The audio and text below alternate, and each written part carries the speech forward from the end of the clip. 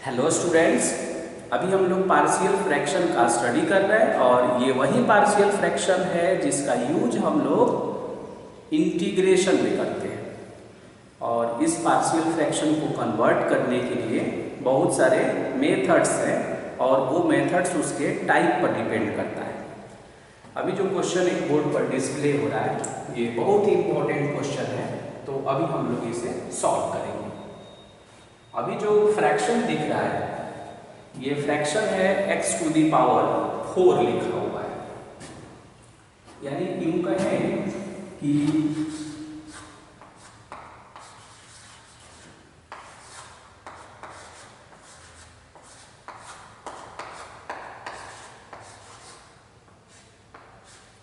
Given fraction जो है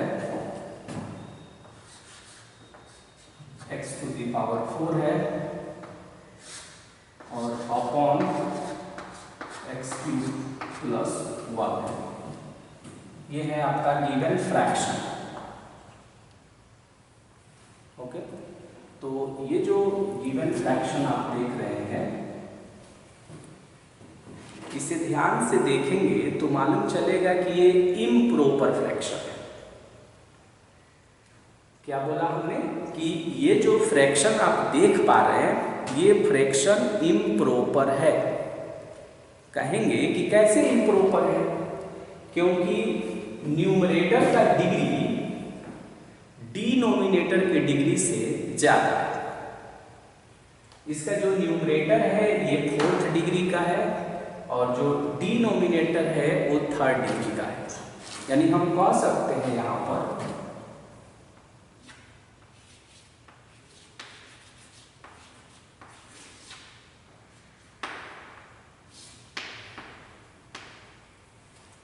degree of numerator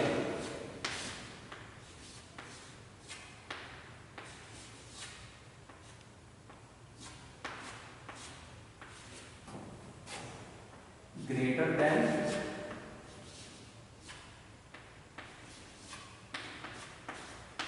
degree of denominator.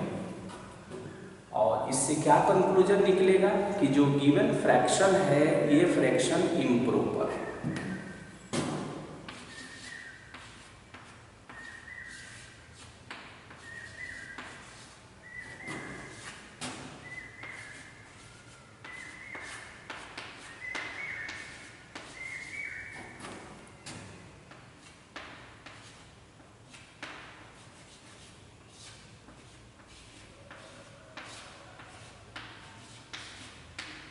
Given fraction is improper.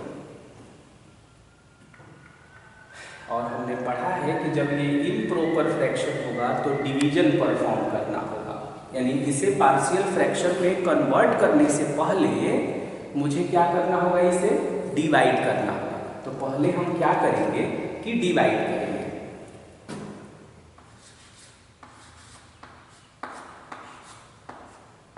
x³ plus 1 से हम x to the power 4 में divide करेंगे तो यहाँ x आएगा x टू दी पावर 4 और प्लस में x होगा। साइन चेंज होगा और ये कैंसिल हो जाएगा। कैंसिल होने के बाद यहाँ क्या बचेगा, x बचेगा, यानी यहाँ हम कह सकते हैं कि -x होगा। अब ये जो डिवाइजर है इस डिवाइजर के डिग्री से जब इसका डिग्री कम हो जाता है रिमाइंडर का, तो हम डिवीजन स्टॉप करते हैं। यानी यहाँ पर हम डिवीजन को स्टॉप करेंगे। क्यों? क्योंकि इसका डिग्री इस डिवाइजर के डिग्री से कम हो गया है। और उस कंडीशन में हम क्या डिसाइड करते हैं, तो हम ये डिसाइड करते हैं कि मेरा क्वोशंट क्या है। तो ये है मेरा क्वोशंट।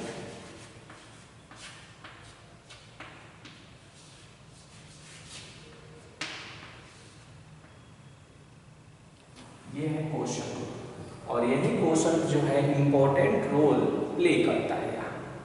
ओके, तो अब हम क्या करेंगे कि जब हम इसके क्वोशंट को जान जाएंगे तब हम इसे पार्शियल फ्रैक्शन में कन्वर्ट करेंगे। तो वहाँ जो देख रहे हैं इसे हम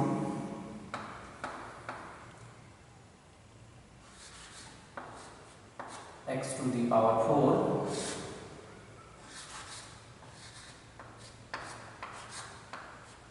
और अपॉन x क्यूब प्लस 1। तो क्वोशंट कितना है?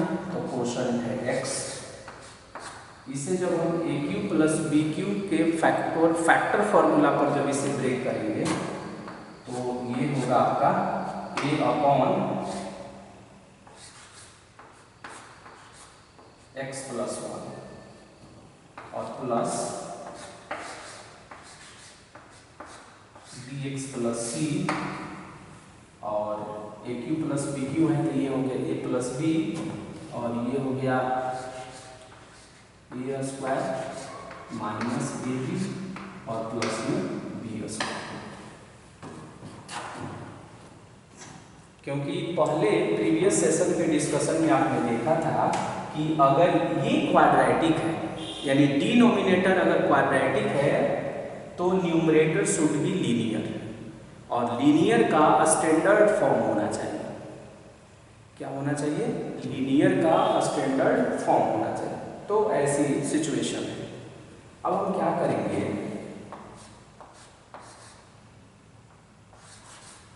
कि इसका एलसीएम लेंगे तो ऐसा होगा x टू दी पावर 4 और x इंटू एक्स प्लस 1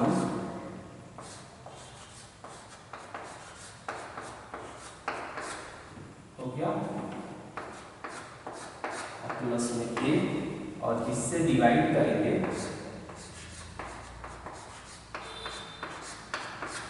तो ऐसा होगा। फिर इससे डिवाइड करेंगे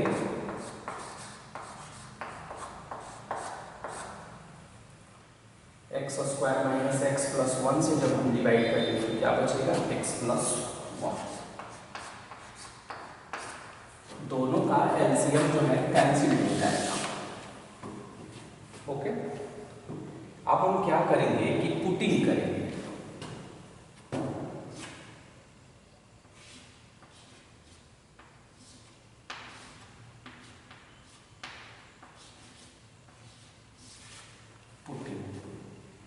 पुटिंग में हम क्या करेंगे तो x के जगह पर -1 पुट करेंगे और जब हम x के जगह पर -1 पुट करेंगे तो ये पता कैसे लगा? तो a के डिनोमिनेटर में कितना है यानी a के डाउन में कितना है तो x प्लस 1। उसे हम ऐसे सोचेंगे कि x प्लस 1 को जब 0 के इक्वल करेंगे तो x का वैल्यू क्या आएगा? -1 आएगा और वही -1 यहाँ पुटिंग हो रहा है। तो -1 जब पुट करेंगे तो इसमें टोटल 3 पार्ट्स है, फर्स्ट, सेकंड और ये थर्ड। तो फर्स्ट वाला पार्ट 0 होगा और थर्ड वाला पार्ट भी 0 हो जाएगा। अब उसके बाद से बचेगा कौन? तो बचेगा सेकंड वाला पार्ट। क्या बचेगा? सेकंड वाला। तो वहां से हम क्या करेंगे कि a का वैल्यू कैलकुलेट करेंगे। तो x टू दी पावर 4 और upon x square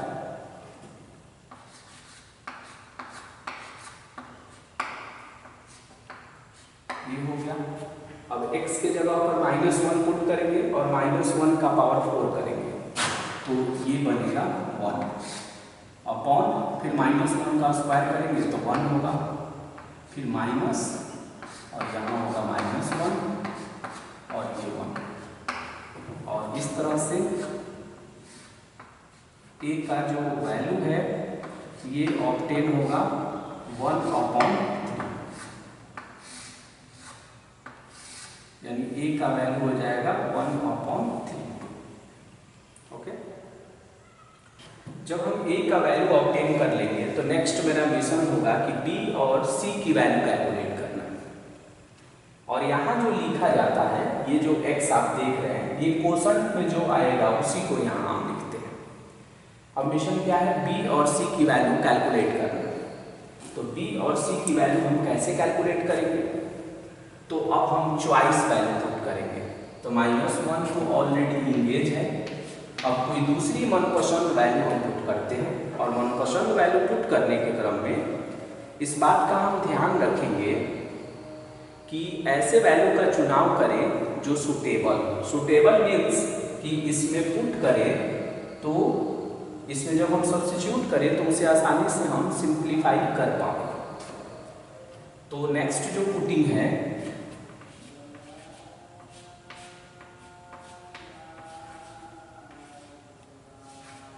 putting x is equal to 0, और ये क्या है आपका, ये है चॉइस वैल्यू, यानी x के जगह पर 0 पुट कर देते हैं। जब हम 0 पुट करेंगे तो ये हो गया फाइनली 0, और ये पहला रिजल्ट हो गया 0, और प्लस हो गया x के जगह पर 0 रखा हमने तो 0 0, तो ये हो जाएगा कैपिटल A। और यहाँ से देखेंगे कि यहाँ हो जाएगा C, तो C की जब हम वैल्यू निकालेंगे तो ये होगा -A, और A का वैल्यू है 1/3, देन इट विल बी -1/3। यानी इस तरह से हमने क्या किया कि C का वैल्यू ऑब्टेन कर लिया।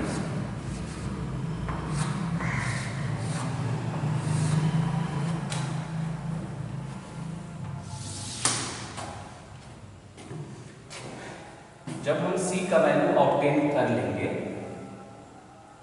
तो नेक्स्ट मेरा मिशन होगा B की वैल्यू ऑब्टेन करना। इसके लिए फिर से एक बार पुटिंग करना होगा, और इस बार फिर पुटिंग अपने पसंद का कोई वैल्यू पुट करेंगे, लेकिन ऐसा वैल्यू पुट करते हैं जिसे सिंप्लीफाई करना आसान हो। जैसे 7 पुट करते तो भी हम इसे कैलकुलेट कर पाते हैं, बट 7 पुट करेंगे तो 7 टू दी पावर 4 है ना, थोड़ा सा टफ हो जाएगा। तो -1 ऑलरेडी पुट करना था, 0 के रूप में हमने चॉइस वैल्यू पुट किया, तो एक और चॉइस वैल्यू सिलेक्ट करते हैं और वो है 1। तो नेक्स्ट मेरा पुटिंग जो होगा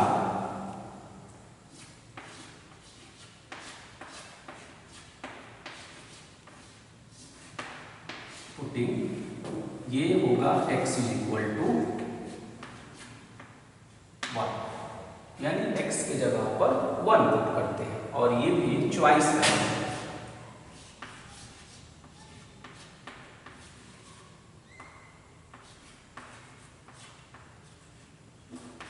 चॉइस वैल्यू, तो जब हम x के जगह पर 1 पुट करेंगे तो LHS में होगा 1। यहाँ जब हम 1 पुट करेंगे तो 1 और 1 2 हो जाएगा, तो यहाँ फाइनली 2 ही आएगा।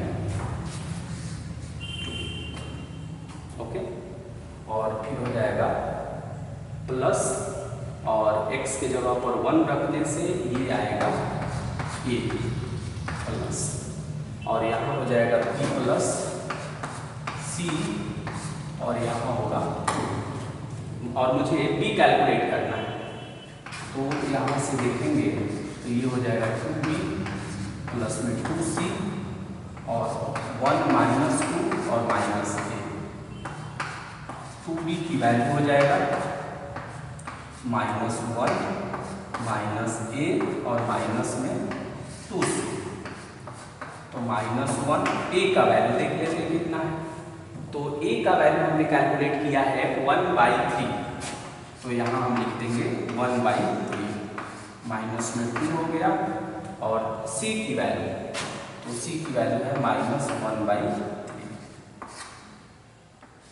तो ये हो जाएगा -1 -1/3 प्लस 2/3, तो फाइनली ये आ जाएगा -3 -1 और प्लस में 2 और अपॉन में 3, तो ये बनेगा -2/3। 2 से 2 कैंसिल हो जाएगा, और तब हम देखेंगे कि b की वैल्यू हो जाएगी -1/3।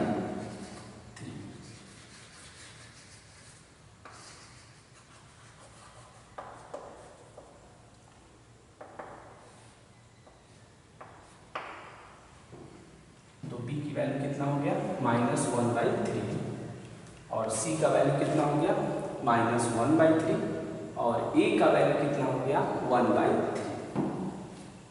अब इन सारे वैल्यू को लाकर और यहाँ सब्स्टिट्यूट कर देंगे यानी पुट कर देंगे, जो आएगा वही आपका रिक्वायर्ड आंसर होगा। इन सारी चीज़ों को देखने से हम ये कंक्लूड कर पा रहे हैं कि जब इम्प्रॉपर फ्रैक्शन होगा, क्या होगा, इम्प्रॉपर फ्रैक्शन होगा, तो उस कंडीशन में पहले हमें डिवाइड करना पड़ता है। डिवाइड करके हमको क्या फाइंड करना है, क्वोशंट फाइंड करना है। और जब क्वोशंट हम फाइंड कर लेते हैं तो उसको लिख देते हैं और प्लस बाकी जो होता है वो अपने नॉर्मल रिदम में या नॉर्मल तरीके से जो हमारा कॉन्सेप्ट है उसी पर वो बेस्ड होता है। चॉइस वैल्यू पुटिंग करने के क्रम में ये हमेशा देखा जाता है कि कहा जाता है कि अगर जीरो इंगेज्ड नहीं है तो जीरो को निश्चित रूप से चॉइस वैल्यू के रूप में सेलेक्ट करना चाहिए, क्योंकि उसे पुट करने पर बहुत ही इजी होता है जीरो पुट करने से। और जब हम जीरो पुट करते हैं तो नेक्स्ट ऑप्शन हमारे पास आता है +1 और -1 का। फिर नेक्स्ट ऑप्शन है +2 -2 का। अगर वो भी इंगेज है तो 3 में हम सोचेंगे, लेकिन कभी भी वैसे वैल्यू को हम सब्स्टिट्यूट नहीं करेंगे जिसे सब्स्टिट्यूट करने के बाद उसे सिंप्लीफाई करना काफ़ी टफ हो जाए। ओके, और हम ये भी नहीं कह रहे हैं कि चॉइस वैल्यू के रूप में आप जीरो को ही सिलेक्ट करेंगे। ये आप पर डिपेंड करता है, आपको जो सूटेबल लगे उसे आप सिलेक्ट कर सकते हैं।